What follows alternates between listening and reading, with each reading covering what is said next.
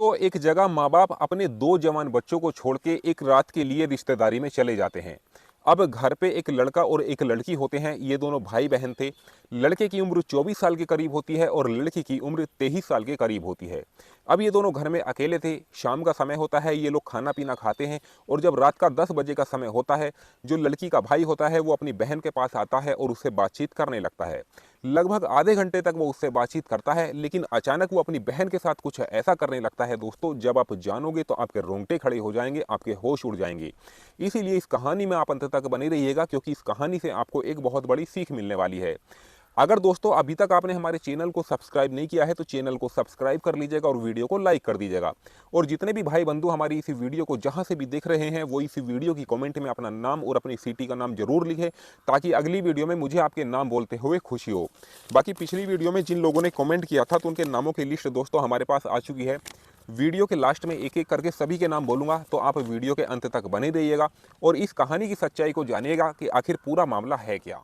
दरअसल दोस्तों ये सच्ची कहानी हरिद्वार की है। हरिद्वार में एक एरिया पड़ता है मंगलोर, और यहाँ पर एक परिवार रहा करता था। परिवार के मुखिया का नाम अमन था। अमन के 4 बच्चे थे। अमन ने बड़ी लड़की की शादी कर दी थी और बड़े हंसी खुशी से वो अपने घर पे रह रही थी। उससे छोटा उसका एक भाई था जिसका नाम इमरान था। इमरान की उम्र 24 साल के करीब थी।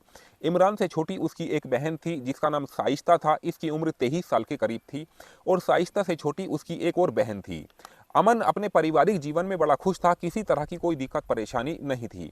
इमरान ने अपनी पढ़ाई लिखाई खत्म कर ली थी और एक काम के सिलसिले में वो इधर उधर भटक रहा था। साइस्ता अभी पढ़ाई लिखाई कर रही थी, वो बीए की स्टूडेंट थी।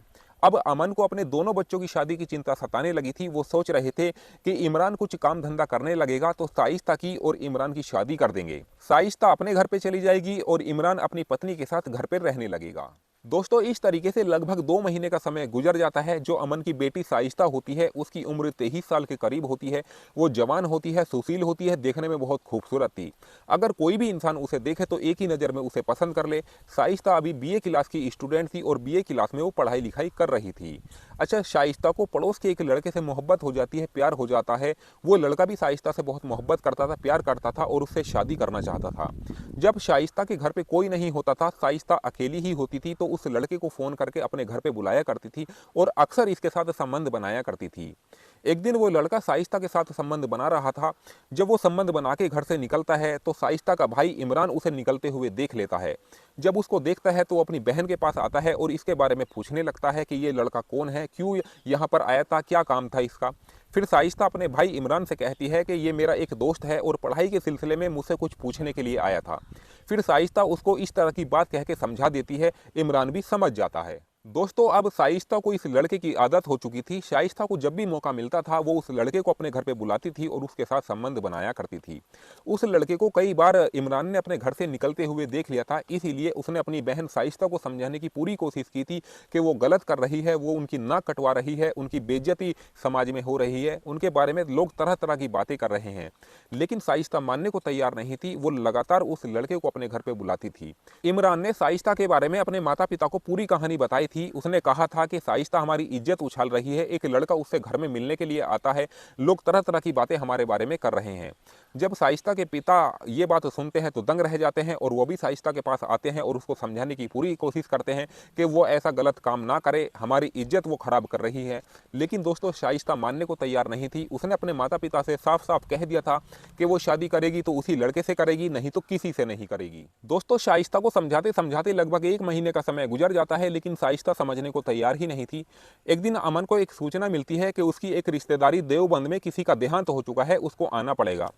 फिर अमन अपनी पत्नी और अपनी छोटी बेटी को लेके देवबंद जाने की तैयारी करता है और अपने बेटे इमरान और अपनी बेटी शाइस्ता से कहता है कि बेटा कल सुबह हम आ जाएंगे, तुम अपना ख्याल रखना और खाना पीना खा लेना। इतना कह के अमन अपनी पत्नी और अपनी बेटी को लेके देवबंद चला जाता है। दोस्तों शाम का समय होता है। इमरान और शाइस्ता खाना पीना खाते हैं और रात के 10 बजे के करीब सोने की तैयारी करते हैं। लेकिन अचानक इमरान अपनी बहन शाइस्ता के पास जाता है और उससे बातचीत करने लगता है और उसको समझाने की पूरी कोशिश करता है कि वो जो ये गलत काम कर रही है, उस लड़के को घर पे बुलाती है, उससे शादी करने की उसने जिद रखी है, वो ये सब छोड़ दे, क्योंकि इसके बारे में तरह तरह की लोग बातें कर रहे हैं, हमारी इज्जत खराब हो रही है। लेकिन शाइस्ता उसकी बात मानती नहीं है और वो लगातार कह रही थी कि उस लड़के को वो घर पे बुलाएगी और उसी के साथ वो शादी करेगी।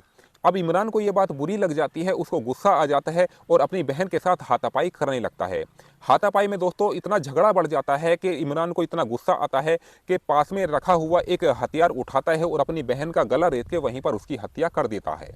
फिर अगले दिन सुबह इमरान नज़दीकी पुलिस स्टेशन पहुंचता है और वहां के दरोगा से कहता है कि दरोगा साहब, मैंने अपनी बहन का कत्ल कर दिया है, उसकी हत्या कर दी है। जब दरोगा साहब उसकी ये बात सुनते हैं तो दंग रह जाते हैं और तुरंत ही उसको हिरासत में ले लिया जाता है। फिर दरोगा साहब एक टीम के साथ घटनास्थल पर पहुंचते हैं और जब ये सच्चाई देखते हैं तो उनके पैरों के नीचे से जमीन खिसक जाती है, क्योंकि इमरान ने अपनी बहन की एक गला रेत के हत्या कर दी थी। फिर उसके परिवार वालों को सूचना दी जाती है। 1 घंटे के अंदर अंदर इसके परिवार वाले भी आ जाते हैं और जब अपनी बेटी की यह हालत देखते हैं तो रोने लगते हैं। लेकिन दोस्तों करा भी क्या जा सकता था, जो होना था वो तो हो चुका था, क्योंकि इन्होंने साइस्ता को समझाने की पूरी कोशिश की थी। अगर साइस्ता मान जाती तो आज उसकी वो दशा ना होती जो इमरान ने उसकी की है। बाकी दोस्तों पुलिस ने बॉडी का पंचनामा बना दिया था और उसको पोस्टमार्टम के लिए भी भेज दिया था। बाकी दोस्तों पुलिस अभी इमरान से पूछताछ कर रही है और इस केस की छानबीन भी कर रही है। अभी इस केस का कोई निर्णय नहीं निकल पाया है। बाकी दोस्तों इस कहानी को सुनाने का हमारा मकसद आप लोगों को परेशान करना या आपका दिल दुखाना नहीं था, सिर्फ आप लोगों को सचेत और जागरूक करना था कि हमेशा घर में ही इस तरह के अपराध हो जाते हैं। अगर आपके बच्चे गलत हैं तो सबसे पहले आप उनको समझाइए। अगर समझने को तैयार नहीं है तो तुरंत आप उनकी शादी कर दीजिए। अगर शादी कर देंगे तो इसी कारण से उनकी ज़िंदगी बच पाएगी और गलत होने से कुछ बच जाएगा।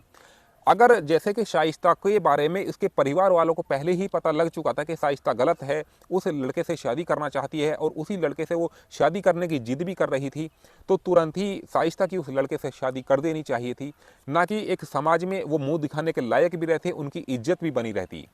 बाकी दोस्तों इस कहानी से आपको क्या सीख मिलती है आप हमें कमेंट सेक्शन में बता सकते हैं।